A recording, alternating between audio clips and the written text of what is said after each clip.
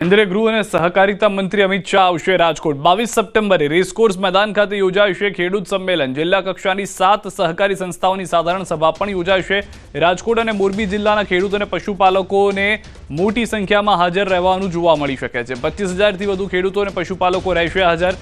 Rajkot district cooperative bank ખાતે વિઠ્ઠલ રાદડિયાની પ્રતિમાનું કરશે અનાવરણ। વધુ માહિતી ન્યૂઝ 18 સંવાદદાતા અંકિત પાસેથી મેળવીશું। અંકિત, સહકારી મંત્રાલય તરફથી સતત પ્રયાસ થયા છે કે સ્થાનિકો જે પણ ખેડૂતો છે, પશુપાલકો છે, તેમનો ઉદ્ધાર થાય અને હવે આમાં એક મોટું પગલું માનવામાં આવી રહ્યું છે। શું મુખ્ય ઉદ્દેશ?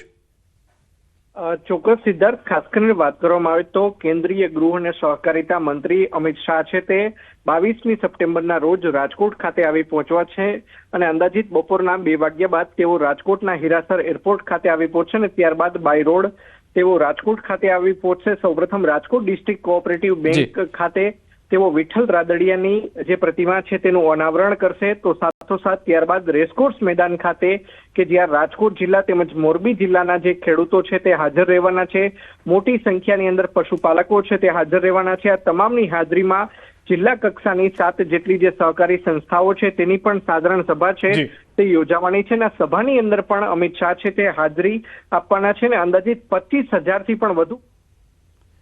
જી આભાર અંકિત, આપની પાસે વધુ માહિતી પણ મેળવતા રહીશું।